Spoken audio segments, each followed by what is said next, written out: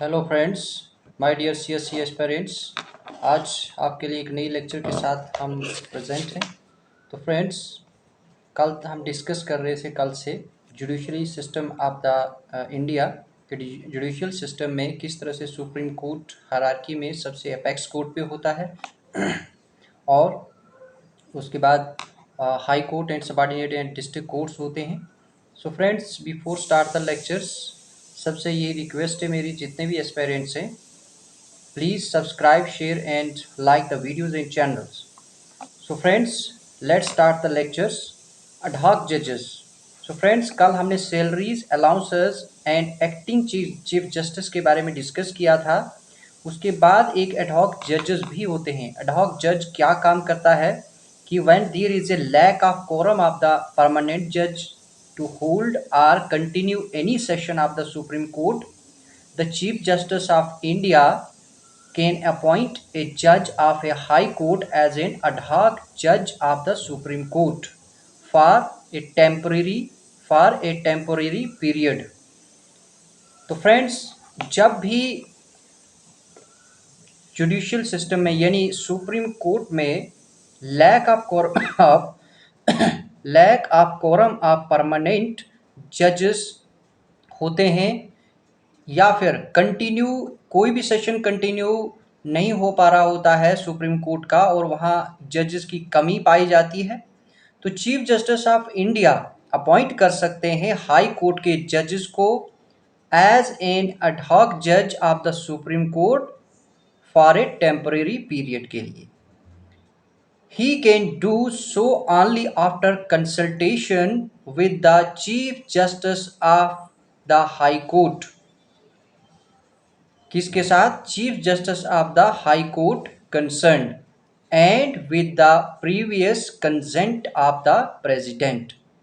जब भी chief justice of supreme court को कोई भी हाई कोर्ट के जजेस को एज एन एड हॉक जज अपॉइंट करना होता है, उसको प्रायर जो असेंट है, प्रायर जो कंसेंट है, वो प्रेसिडेंट की लेनी पड़ती है, previous consent of the president के साथ।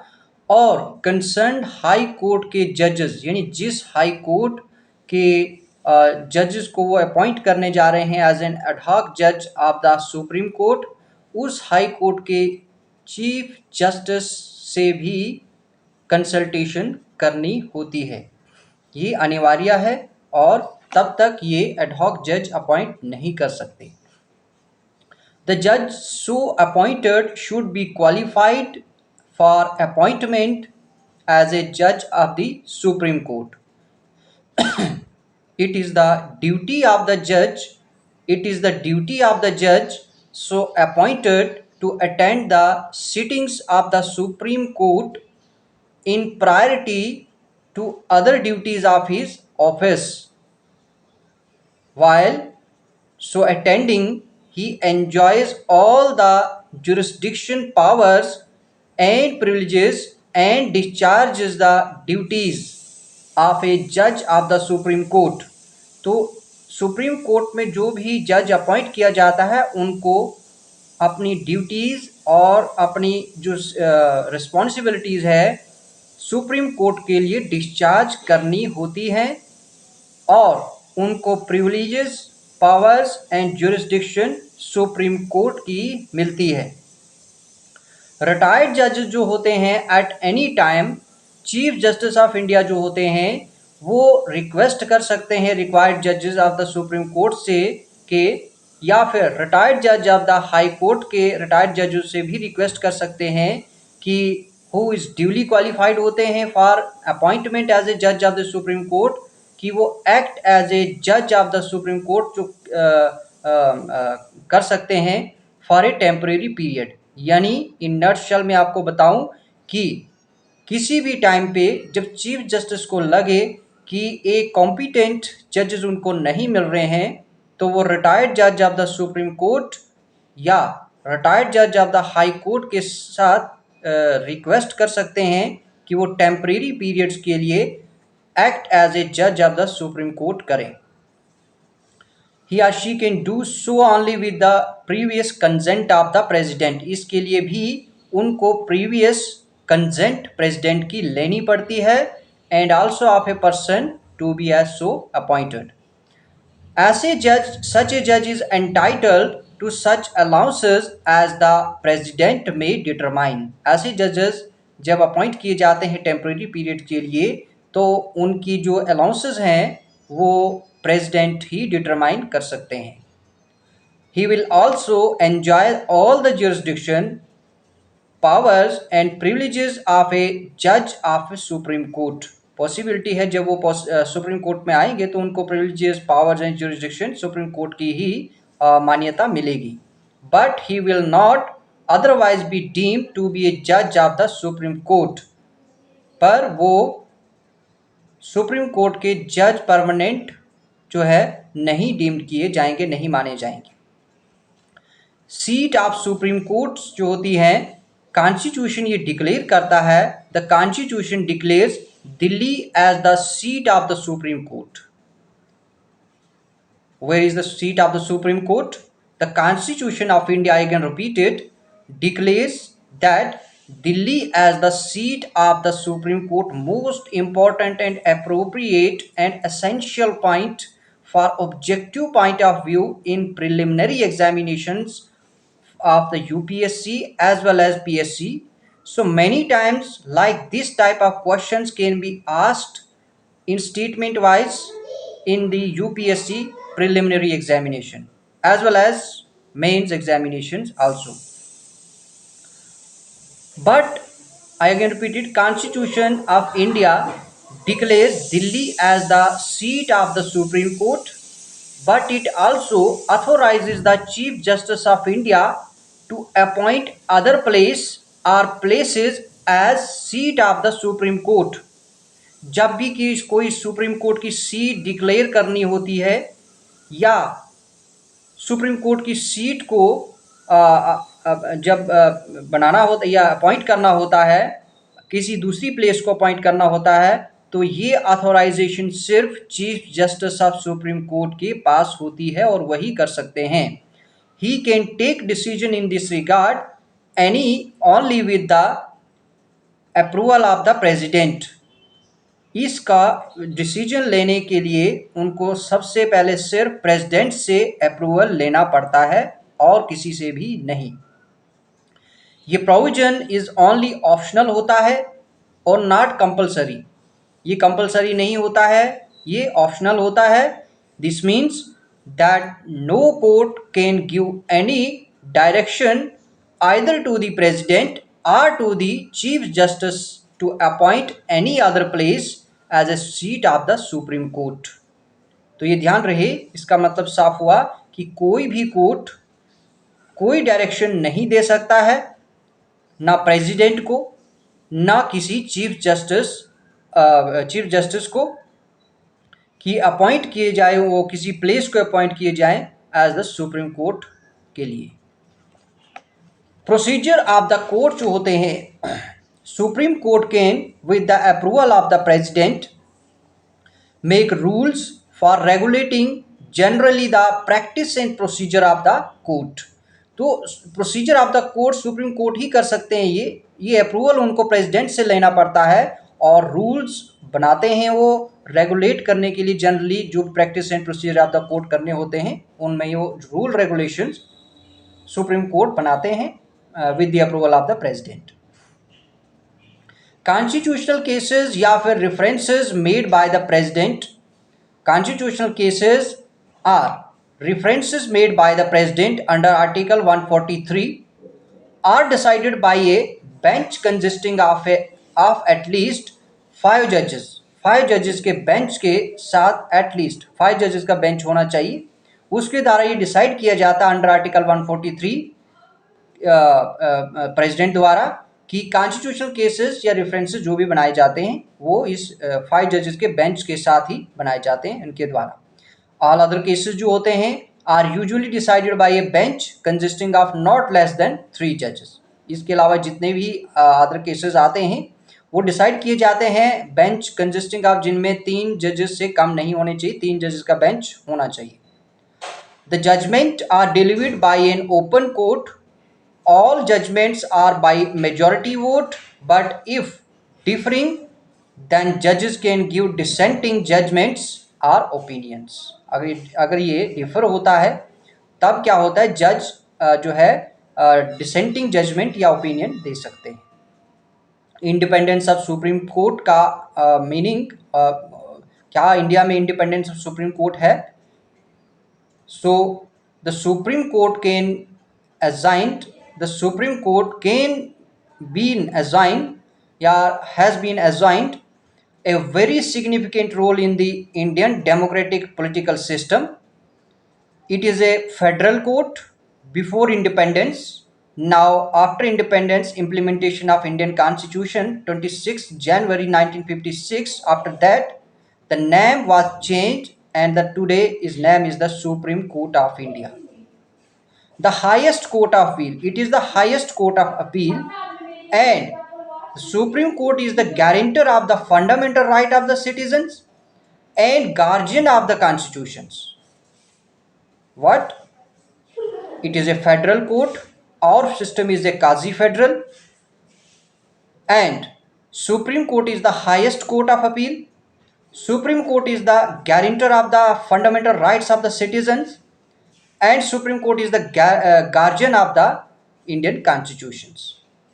Therefore, its independence becomes very essential for the effective discharge of the duties,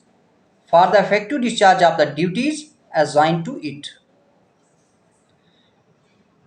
But it should be free from the encroachments, pressures, and interferences of the executive. Supreme Court is totally freedom from the pressures and encroachments from the executives, council of ministers, and legislatures, that is the parliament. All these pressures are freed to the Supreme Court. Legislatures, council of ministers, executives cannot insist the pressures on the Supreme Court on their day-to-day activities, and the guardian of the constitutions, guarantor of the fundamental rights of the citizens, and given the justice to the people of India. It should be allowed to be justice without fear and favor. The constitution has made the very some various provisions to safeguard and ensure the independent and impartial functioning of the Supreme Court. The first is mode of appointment. The judges of the Supreme Court are appointed by the President. The judges of the Supreme Court are appointed by the President, which means the Cabinet. The first decision was taken by the Cabinet and forward to the President, which person has to be appointed in the Supreme Court as a judge in consultation with the members of the judiciary itself, that is, judges of the Supreme Court and the judges of the High Court. I again repeated, in consultation with the members of the judicial itself, that is, judges of the Supreme Court and judges of the High Court. This provision curtails, what curtails? This provision curtails the absolute discretion of the executive, as well as ensures that the judicial appointments are not based on any political or practical considerations. I again repeated, this provision curtails the absolute discretion of the executive, means executive are totally separate from these activities of Supreme Court, as well as ensures that the judicial appointments are not based on any political or practical considerations. The point second is security of tenure. Judges of the Supreme Court are provided with the security of tenure. Judges of the Supreme Court are provided with the security of tenure. They can be removed from the office, from his or her office, by the president only in the manners and on the grounds mentioned in the constitutions. Without manner and ground of the constitutions, no judges can be removed from his or her office by the president. So the manners and grounds are necessary which are mentioned in the constitutions. According on these grounds and manners, if the activities can be found according to the rules and regulation of the constitution, then the process of removal can be followed. This means that they do not hold their office during the pleasure of the president, though they are appointed by him. They are appointed by him. Who is president? Appointed by her. Today is a woman is the president of India. This is obvious from the fact that no judge of the Supreme Court has been removed or impeached so far. Number third point is fixed service conditions. Fixed service conditions, the salaries, allowances, and privileges, leave and pensions of the judge of the Supreme Court are determined from time to time, but by the Parliament. They cannot be changed to their disadvantage after their appointment except during a financial emergency. They cannot be changed to their disadvantage after their appointment except during a financial emergency. सिर्फ financial emergency के अलावा वो अपनी जो भी acceptance है वो उनका चेंज ऑफ द डिसएडवांटेज वो आफ्टर द अपॉइंटमेंट जो है नहीं कर सकते. बट फाइनेंशियल इमरजेंसी देश में इम्पोज हो जाए तब उनकी सैलरीज अलाउंसेस में कर्टेलमेंट आ सकती है. इसी तरीके से condition of service of the जज ऑफ सुप्रीम कोर्ट जो है रिमेन सेम रहती है during their term of office. Expenses fourth point है. एक्सपेंसेस चार्ज जो होते हैं जजेस ऑफ द सुप्रीम कोर्ट कहाँ से होते हैं? वो कंसोलिडेटेड फंड ऑफ इंडिया से होते हैं. उनके सैलरीज अलाउंसेस और पेंशन जो होते हैं जजेस या स्टाफ के या फिर administrative expenses of the supreme court जो होते हैं वो चार्ज किए जाते हैं सिर्फ कंसोलिडेटेड फंड ऑफ इंडिया से. और they are not non votable by the parliament. ये पार्लियामेंट के द्वारा वोटेबल नहीं होते हैं. नंबर फिफ्थ पॉइंट है कंडक्ट ऑफ जजेस कैन नॉट बी डिस्कस्ड. ये जजेस का जो कंडक्ट है ये डिस्कस नहीं किया जा सकता. कॉन्स्टिट्यूशन प्रोहिबिट करता है कोई भी डिस्कशन पार्लियामेंट या स्टेट लेजिस्लेचर में रिगार्डिंग द सुप्रीम कोर्ट जजेस या उनकी duties discharges of their duties except when an impeachment motion is under constitution of the parliament. सिर्फ इम्पीचमेंट या रिमूवल प्रोसेस को ही डिस्कस किया जा सकता है. उनका कार्यकाल या उनका कोई भी ऐसा जो है कंडक्ट ऑफ जजेस वो डिस्कस नहीं किया जाता. ये कॉन्स्टिट्यूशन प्रोहिबिट करता है, मना करता है. नंबर सिक्स पॉइंट है Ben on practice after retirement होता है. कोई भी जजेस जब रिटायर्ड होता है चाहे वो हाई कोर्ट या सुप्रीम कोर्ट का हो तो उसको कोई भी प्रैक्टिस करने से उनको अनुमति नहीं दी जाती. ये कॉन्स्टिट्यूशनली उनको बेन होता है. तो ये सिर्फ सुप्रीम कोर्ट ही रिटायर्ड जजेस को एज एन एक्टिंग जज के तौर पर जो है उनको कॉल किए जा सकते हैं और उनको सैलरीज अलाउंसेस जो है privileges powers and discharge duties according to उसी तरीके से मिलती हैं जैसे आम जजेस को एज सर्विस में मिल रही होती है. उनको एक्ट एज टेम्परेरी बेस पर उनको अपॉइंट किया जाता है. But with the consultation of supreme court के चीफ जस्टिस जो है वो कंसल्ट करते हैं बिफोर अपॉइंटमेंट हिम और हर उनके Chief justice of High Court से और President of with the approval of the President. Seventh point है power to punish for its contempt. तो जब भी कोई पावर होती है उसको पनिश के कंटेम्प्ट के लिए तो पावर सुप्रीम कोर्ट की जो होती है आप सब जानते हैं कि हमारा अपेक्स कोर्ट है जुडिशियल सिस्टम में सबसे अबव पावर है और फाइनल अथॉरिटी है जुडिशियल सिस्टम की इंडिया में. और सुप्रीम कोर्ट पनिश कर सकते हैं किसी भी पर्सन को फॉर इट्स कंटेम्प्ट के लिए. और इसी तरीके से actions and decision can not B उसका क्रिटिसाइज नहीं किया जा सकता ना ही अपोज किया जा सकता किसी बॉडी द्वारा. और ये पावर जो है वेस्टेड की गई है सुप्रीम कोर्ट को to maintain its authority dignity and honour. Freedom to appoint its staff. Supreme court freedom होता है अपने स्टाफ को अपॉइंटमेंट करने के लिए. चीफ जस्टिस ऑफ इंडिया जो है अपॉइंट कर सकते हैं ऑफिसर्स को and servants of the Supreme Courts को without any interference from the executive. Executive का यहाँ पर कोई रोल नहीं रहता है. उनका कोई भी कंसल्टेशन या इंटरफेरेंस नहीं किया जाता है स्टाफ का अपॉइंटमेंट करने के लिए. तो Chief Justice of India can also prescribe their conditions of their services. So its number 9 points है कि इसकी jurisdiction cannot be curtailed. इसकी jurisdiction curtail नहीं की जा सकती. Parliament is not authorized to curtail the jurisdiction and powers of the Supreme Court. Constitution has guaranteed to the Supreme Court jurisdiction of various kinds. However, the Parliament can extend the same. So tenth and last point is separation from executives.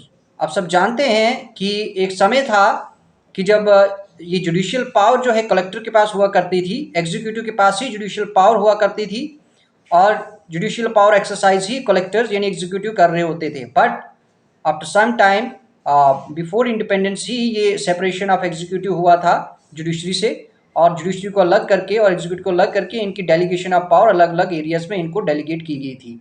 तो separation from executive ये जो है constitution direct करता है state court को take steps to separate the judiciary from the executive in the public services.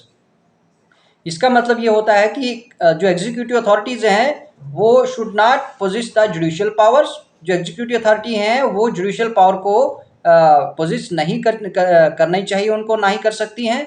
और result क्या रहता है, consequently upon its implementation role of executive authorities जो होती है in judicial administration came to an and.